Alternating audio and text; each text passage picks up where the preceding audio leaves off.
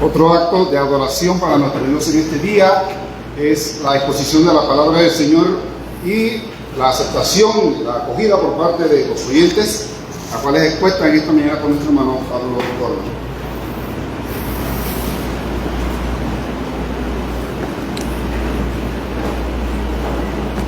Muy buenos días a todos. Que nuestro Dios Todopoderoso nos continúe bendiciendo con su maravillosa gracia. Hoy es un día interesante. Es un día donde estamos enfrentando dificultades e incertidumbre, incluso a nivel nacional. Quiero recordarles brevemente dos cosas, hermanos, y visitas.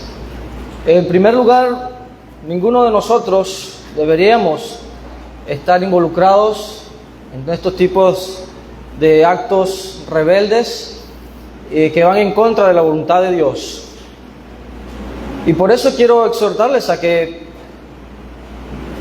asistan entre semana. El viernes particularmente vamos a hablar más sobre esto. ¿Cuál es la actitud, cuál es la posición cristiana ante los cierres de calles, los desafíos a la autoridad? ¿Qué debe hacer un cristiano cuando el gobierno toma una decisión que no es correcta o apropiada? Este tipo de cosas son muy importantes.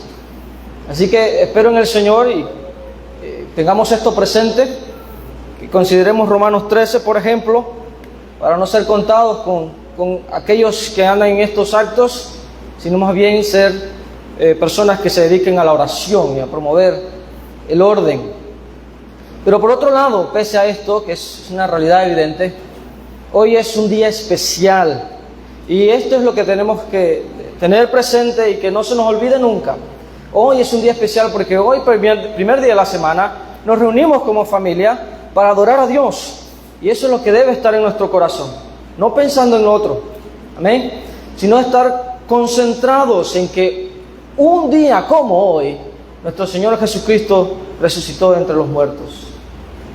Y hoy por eso nosotros estamos aquí reunidos con ese fin. Dicho eso, entremos en materia, ¿verdad? Y vamos a continuar con nuestra serie de José. Una historia que ocurrió hace miles de años, pero sigue siendo muy pertinente para nosotros hoy.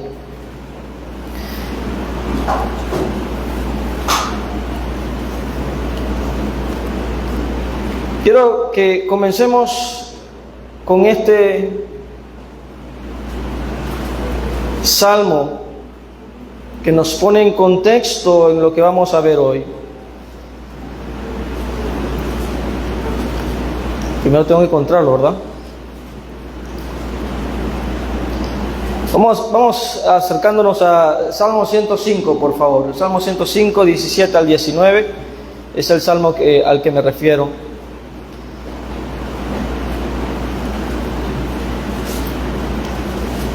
Salmo 105, 17 al 19.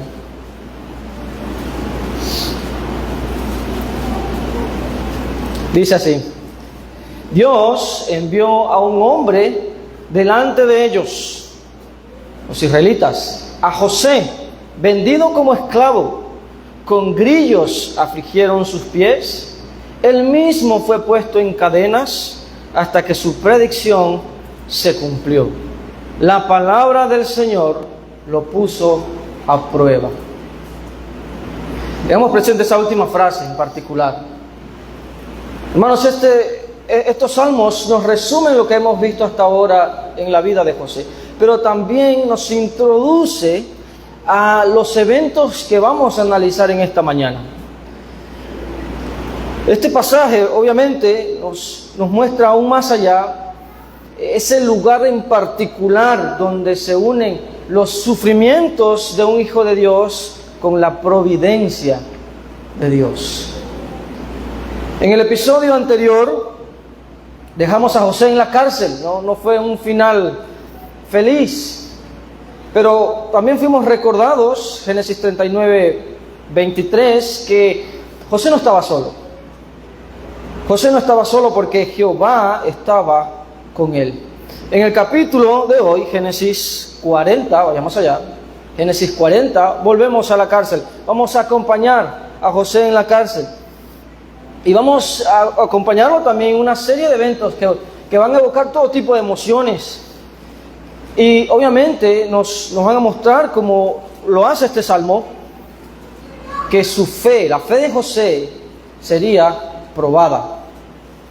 Pero obviamente para nuestro beneficio también será de edificación para nosotros. Así que sin más vamos a adentrarnos a la historia para luego reflexionar y cultivar la enseñanza bíblica de este pasaje. Génesis 41.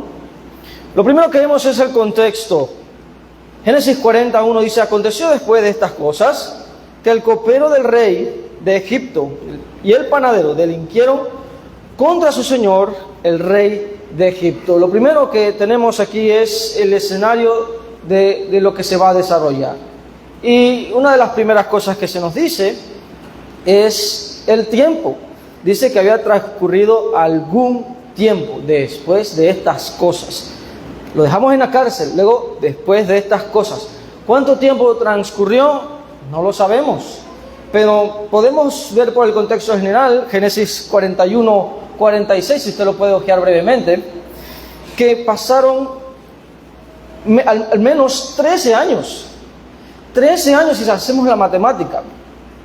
Desde que comenzó la esclavitud de José hasta que fue presentado ante Faraón. Salió con 17 años y luego se presentó a Faraón con 30 años. Entonces pasaron al menos 13 años en todo ese tiempo. ¿Cuánto tiempo pasó en la cárcel? No lo sabemos.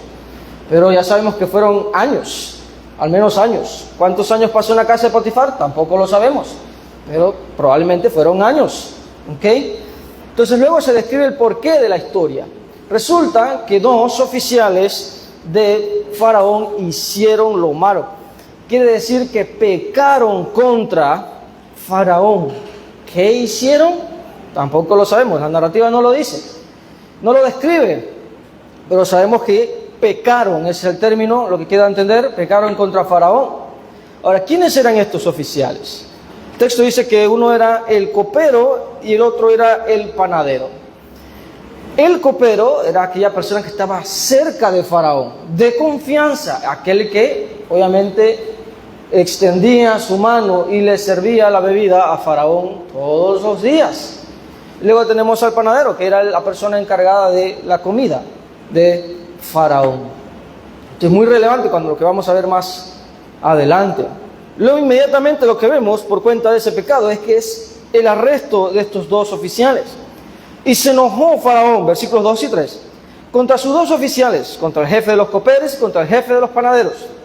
Y los puso en prisión en la casa del capitán de la guardia, en la cárcel donde José estaba preso. La infracción de estos dos oficiales los llevó justa y merecidamente a la cárcel. ¿Okay? Seguramente espera de un juicio, de comprobar esos crímenes. Ahora, la prisión en la que fueron encerrados no era cualquier prisión en cuanto a nuestra historia, sino que era la casa del capitán de la guardia. Si usted se va brevemente a ojear Génesis 39:1, vemos que ese título, capitán de la guardia, se le atribuye a Potifar. ¿Ok? Es el mismo cargo. Y era también donde estaba José, que es el hombre de nuestra historia. Ahora, ¿era o no Potifar esta persona? No lo sabemos. Si después del tiempo que había transcurrido todavía Potifar tenía ese oficio, no lo sabemos. El texto simplemente habla, no lo menciona por nombre, sino que dice el capitán de la guardia. Pero lo interesante de pensar que si fue Potifar es lo que vamos a ver más adelante. Nos muestra muchas cosas con respecto a la posibilidad de que Potifar le creyó a José y no a su esposa. Explicaría varias cosas en los siguientes versículos. Por ejemplo, en el encargo, versículo 4, dice que el capitán de la guardia hace un encargo. ¿A quién? A José. Dice, y el capitán de la guardia encargó de ellos a José, y él les servía, y estuvieron días en la prisión. Ya sabemos que José era alguien de confianza y el capitán de la guardia confiaba en José. Y no solo él, porque como vimos en 39:22, el jefe de la cárcel también confió en José. Luego de esto viene el sueño, que es básicamente el eje central de esta historia. Versículo 5, el sueño de cada uno de los oficiales. Dice, y ambos, el copero y el panadero del rey de Egipto, que estaban arrestados en la prisión, tuvieron un sueño. Cada uno su propio sueño en una misma noche, cada uno con su propio significado. Estos sueños no solo muestran el futuro, como vamos a ver, de cada uno de estos oficiales, sino también el de José. La pregunta es, ¿de dónde vinieron estos sueños y por qué ocurren en proximidad de José? ¿Le suena esto a providencia? Téngalo presente. Luego viene el desánimo. Siguiente escena, versículo 6 hasta la primera parte del 8. Acompáñenme en la lectura. Vino a ellos José por la mañana y los miró, y aquí que estaban tristes los oficiales. Y él preguntó a aquellos oficiales de Faraón que estaban con él en la prisión de la casa de su señor, diciendo, ¿por qué parecen hoy mal vuestros semblantes? Ellos le dijeron, hemos tenido un sueño y no hay quien lo interprete. Estaban decaídos, tristes, porque no había quien pudiera darles a entender este sueño. Ahora, esto ocurre en la rutina mañanera de José. Recordemos que estos dos oficiales, por ser personas de alto rango, pues tenían un cuidado especial incluso en la cárcel. José tenía que velar por ellos. No eran cualquier presos, ¿verdad? No eran cualquiera privados de libertad. Entonces, en esa rutina mañanera, José se percata de que están decaídos, de que están tristes. Entonces va y atiende y les sirve y se da cuenta de esto, ¿ok?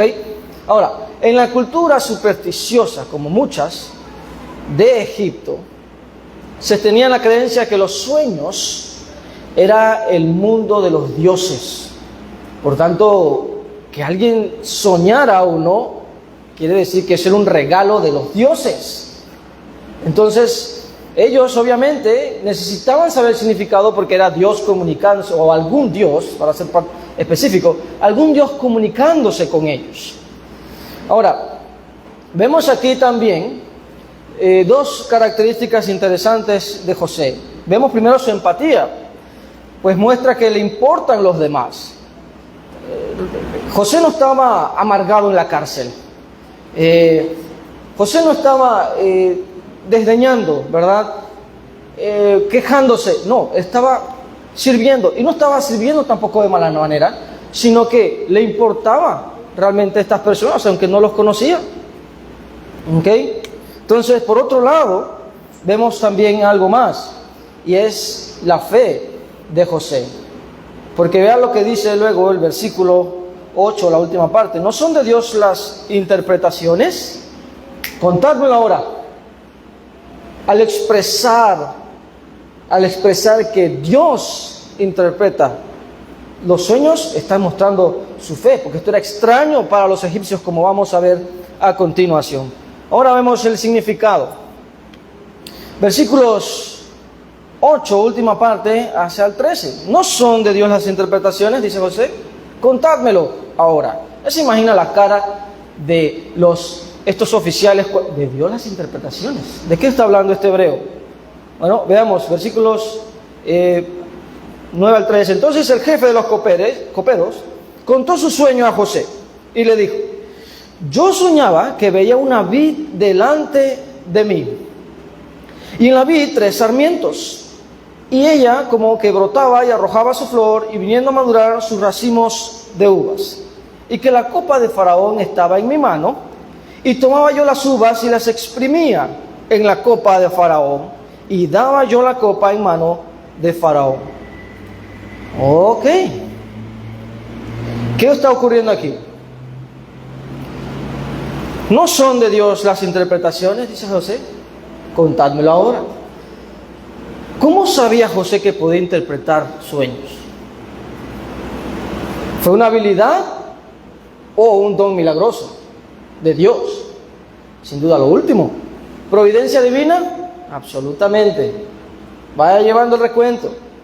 En Egipto, para explicar mejor los sueños y culturas aledañas, las interpretaciones de los sueños eran realizadas por el libro de los sueños. ¿Qué pasaba? Que los egipcios acostumbraban a, llevar una especie de enciclopedia de los sueños con los diferentes símbolos o las imágenes y a un lado poner la interpretación. Entonces, por esa razón, estaban tan tristes estos oficiales porque no tenían acceso a esa literatura o a alguien que les interpretara el sueño. Y cuando José les dice, no, bueno, contámelos, cuéntenmelos, pero obviamente les parecía algo extraño. Y aquí es donde vemos ese contraste. ¿Ok? Entonces, lo significativo aquí es que José no hizo uso de ninguna de esa literatura. Claro que no. No hizo ninguna de esa literatura egipcia, sino que por Dios logró interpretar, obviamente, esos sueños. Sigue diciendo, versículos 2 y 13, y le dijo José, esta es su interpretación. Los 3 sarmientos son 3 días. Al cabo de 3 días, levantará Faraón tu cabeza y te restituirá a tu puesto, y darás la copa a Faraón en su mano, como solías hacerlo cuando eras su copero. Entonces ahí está la interpretación por voluntad divina. Ok, muy bien. Luego de esto, la escena que sigue es el ruego de José, versículos 14 y 15. Acuérdate pues, dice José al copero, de mí cuando tengas ese bien, y te ruego que uses conmigo de misericordia, y hagas mención de mí a Faraón, y me saques de esta casa. Versículo 15, vean la explicación. Porque fui hurtado de la tierra de los hebreos, y tampoco he hecho aquí por qué me pusiesen en la cárcel. Qué interesante lo que dice aquí. Acuérdate de mí, te ruego. Es decir, este ruego tiene sentido, así como te he ayudado, espero que tú me ayudes a mí. ¿Ok? Entonces, hay algo más que en este ruego, nuevamente vemos la fe de José. Porque él ve esta interpretación como algo que va a ocurrir. Esto es un hecho. Cuando ya se ocurra, acuérdate de mí para yo poder salir también de aquí. O sea que él estaba creyendo en la palabra de Dios. Estaba creyendo que en efecto esto iba a ocurrir, que él iba a ser librado y que iba a ser restituido. Impresionante su confianza en la palabra de Dios. Ahora noten el versículo 15, el contraste entre estos dos oficiales y José. José fue privado de libertad sin hacer algo malo, por el simple hecho de haber hecho lo correcto. Fue privado de libertad. Sin embargo, los oficiales no. Fueron encerrados por haber hecho lo malo en contra de Faraón. Entonces nos movemos ahora al significado, parte 2. Viendo el panadero que la cosa había tornado bien para el copero, bueno, dice, yo quiero saber de qué se trata mi sueño. Versículos 16 al 19. Dice, el sueño del panadero. Viendo el jefe de los panaderos, que había interpretado para bien, dijo a José, también yo soñé que veía 3 canastillos blancos sobre mi cabeza. En el canastillo más alto había toda clase de manjares de pastelería para Faraón, y las aves las comían del canastillo de sobre mi cabeza. Entonces respondió José y dijo, esta es su interpretación, los 3 canastillos 3 días son. Al cabo de 3 días quitará Faraón tu cabeza de sobre ti y te hará colgar en la horca, y las aves comerán tu carne de sobre ti. No resultó bien para el panadero, evidentemente, sino que fue un final atroz. Pero ¿por qué el copero sería libertado y no el panadero? No lo sabemos. Podemos asumir diferentes cosas. Tal vez el crimen del panadero fue más grave, mientras que el del copero no lo sabemos. Lo que sí sabemos que fue el copero en particular, aquel que estaba más cerca de Faraón, que fue restituido a su cargo. Luego viene el cumplimiento de estas interpretaciones, versículos 20 al 22. Finalmente llegó el día, al tercer día, que era el día del cumpleaños de Faraón. El rey hizo banquete a todos sus sirvientes y alzó la cabeza del jefe de los coperos y la cabeza del jefe de los panaderos entre sus servidores. E hizo volver a su oficio al jefe de los coperos y dio la copa en mano de Faraón. Mas hizo ahorcar al jefe de los panaderos como lo había interpretado José. El copero fue restituido, el panadero fue sacrificado. Se cumplieron las interpretaciones. Entonces, cuando leemos la frase que se levantaron las cabezas, es interesante el juego de palabras que hay aquí.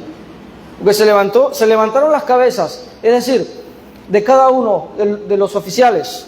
Eso quiere decir que se presentaron delante de Faraón. Pero noten que uno fue presentado a Faraón para bien y el otro para mal. Al otro le levantaron la cabeza literalmente. Fue ejecutado y obviamente para ejemplo de todo Egipto de que con Faraón no se juega. Pero, versículo 23, vean cómo termina la narrativa. José es olvidado. Y el jefe de los coperos no se acordó de José, sino que le olvidó. Siguió en la cárcel. Lamentablemente, la narrativa termina con una nota triste para el héroe de esta. José es olvidado por el copero y continúa en la cárcel por al menos, vea lo que dice Génesis 41:1, 2 años. ¿Qué debió haber pasado por la mente de José durante ese tiempo? Su fe estaba siendo puesta a prueba. La actitud del copero no es extraña. Eso ocurre cuando el que era humillado y que fue ayudado en su humillación, luego es exaltado, se olvida de su humillación, se olvida que otros lo ayudaron mientras estaban en esas circunstancias y la vida sigue. Eso ocurrió con este hombre, lamentablemente. José es olvidado, pero como vamos a ver, no fue abandonado. Nunca José estuvo solo. ¿Qué nos enseña esto, hermanos? Nos enseña al menos 3 cosas, 3 grandes enseñanzas podemos aprender de esta historia. En primer lugar, aprendemos que los justos también sufren. Los justos también sufren. Todas las personas sufren, ya sea por ser simplemente humanos y vivir en un mundo caído, donde hay desastres naturales, etcétera, etcétera, enfermedades, o por injusticias o el pecado de alguien más. Es una realidad, vivimos en un mundo caído donde hay sufrimiento. Pero también está el hecho de que se puede sufrir por ser justos, por ser verdaderos hijos de Dios, por hacer el bien se sufre. Este es el caso de José. En contraste con los oficiales de Faraón.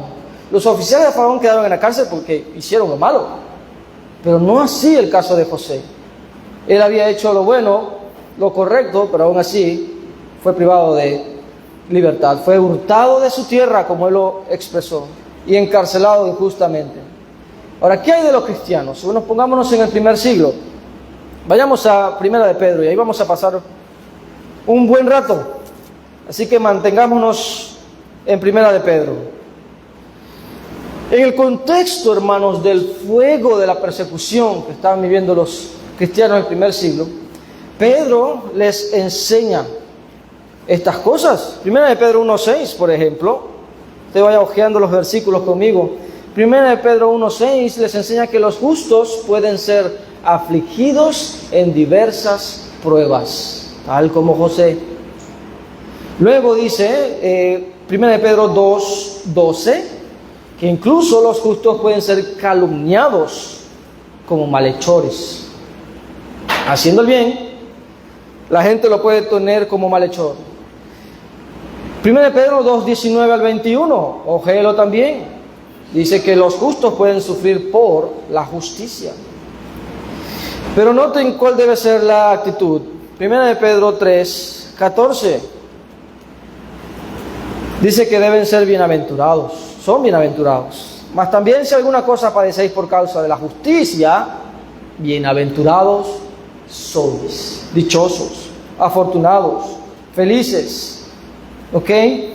Pero aún más son capaces de reconocer que este tipo de sufrimiento es el mejor. Que se nos grabe esto, hermanos. Sufrir por la justicia, por Cristo, es el mejor sufrimiento que usted y yo podemos experimentar. Versículo 17. Porque mejor es que padezcáis haciendo el bien, si la voluntad de Dios así lo quiere, que haciendo el mal. ¿Por qué? ¿Por qué es esto?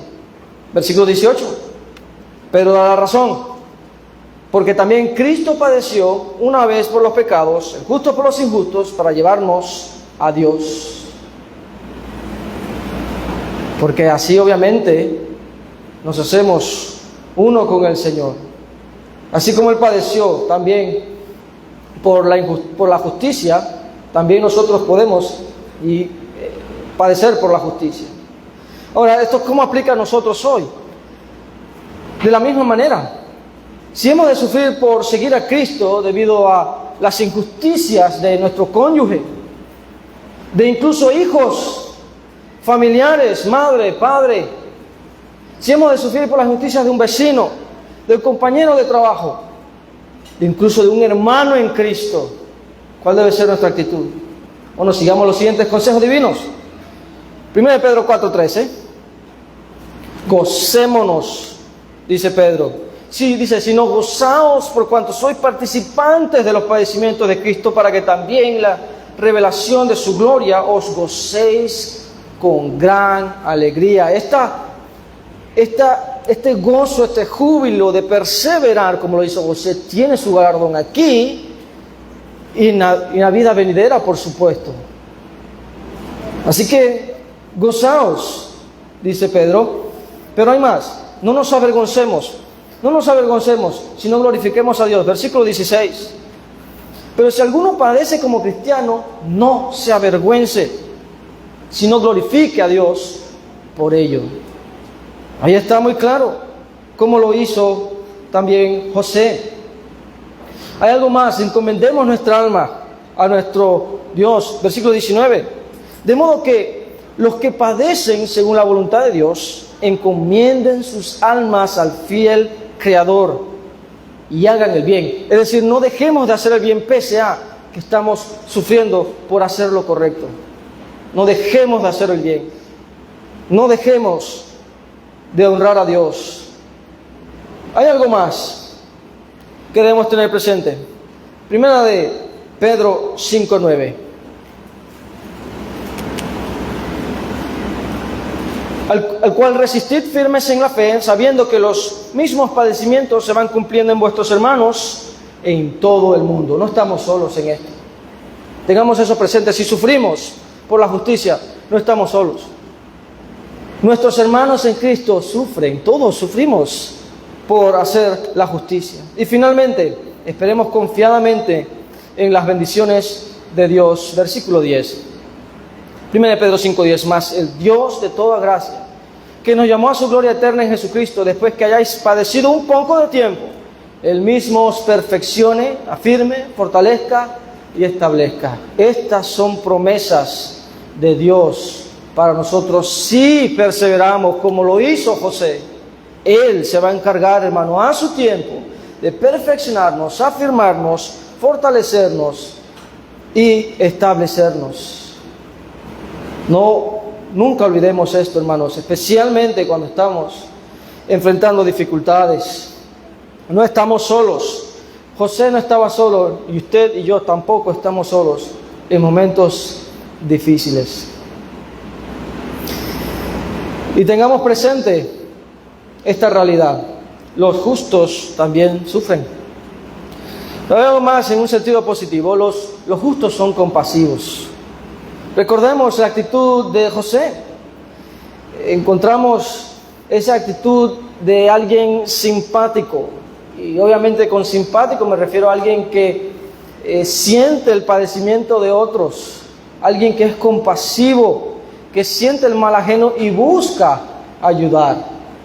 Esto fue lo que hizo José. Vio los semblantes caídos de estos oficiales y buscó ayudar. Esta debe ser la actitud, una característica que nos debe caracterizar y distinguir del mundo. No solamente para nuestros hermanos en la fe, mayormente para nuestros hermanos en la fe, sin duda, pero sino para todas las personas. ¿Conocía José a estos hombres?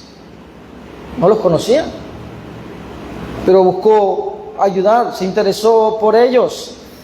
Como digo, estas características deben distinguirnos del mundo, deben ser nuestra primera cara para todos. Y es un desafío. Es un desafío, pero recordemos que es un mandamiento. Mateo 22, 39, ¿cuál es el segundo más grande mandamiento? Amarás a tu prójimo como a ti mismo. Esto hizo José, demostró amor por su prójimo. Pero también Pedro nos indica esta actitud. Primera de Pedro 1, 22, dice así. Primera de Pedro 1:22, habiendo purificado vuestras almas por la obediencia a la verdad, mediante el Espíritu, para el amor fraternal no fingido, amaos unos a otros entrañablemente de corazón puro. Aún más, Primera de Pedro 3:8, ¿cuál debe ser nuestra actitud? Especialmente con nuestros hermanos que padecen. Primera de Pedro 3:8. Dice, finalmente, ser todos de un mismo sentir, compasivos, amándoos fraternalmente, misericordiosos, amigables. Estas son las características que deben reinar en nosotros. En tercer lugar y por último, los justos gozan de la providencia de Dios. Y una vez más, y vamos a seguir repitiendo esta palabrita, porque obviamente es el énfasis en esta historia de José. Noten quiénes gozan de esa providencia. Los justos. Los justos. En este episodio la vemos en detalles que fácilmente podemos pasar por alto. Por ejemplo, contexto inmediato, Génesis 39, 23, dice que en la cárcel José no estaba solo porque Dios estaba con él. Génesis 43, los oficiales terminaron en la misma cárcel en la que estaba José. Eso no es coincidencia. En la misma cárcel terminaron. Ahora, aún más. Génesis 44. Fueron estos oficiales que estuvieron, ¿verdad?, bajo el cuidado de ¿quién? De José. Esto no es coincidencia. Hay más. Los oficiales tuvieron un sueño, cada uno, que solamente José podía interpretar. De nuevo, esto no es coincidencia, es providencia. Entonces, note esto algo más. Pese a que ambos pecaron, ambos oficiales pecaron, solamente uno fue restituido a su puesto. Y casualmente, particularmente, fue el copero, el que más cerca estaba a Faraón, que fue restituido. Eso no es coincidencia, es providencia. Sí, pasaron 2 años.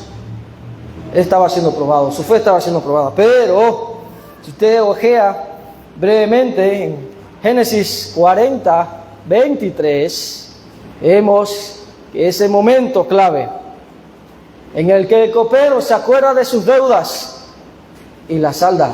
Se acuerda de José. Y ya sabemos el resto de la historia, pero lo vamos a ver en su momento. Entonces no fue coincidencia, fue providencia. José fue olvidado por el hombre, pero no fue abandonado. Dios estaba con él. Así como Dios se encargó de proveerle todo lo necesario, también lo hace con nosotros, hermanos. También lo hace con nosotros. Durante esos años en la cárcel, José fue preparado para lo que él luego iba a desempeñar para muchas personas. Sí, hermanos. En esa cárcel, donde parecía estar solo, abandonado, donde tuvo que enfrentar diferentes emociones, estaba siendo preparado. Eso hacen las pruebas. Eso hace las pruebas en nosotros. Yo no sé, hermanos, qué usted está atravesando en estos momentos. Yo no sé qué adversidades está atravesando, pero Dios lo sabe. Y sí sabemos algo más, que usted no está solo. Yo no estoy solo. No estamos solos, porque Dios está con nosotros. Y por medio de las pruebas,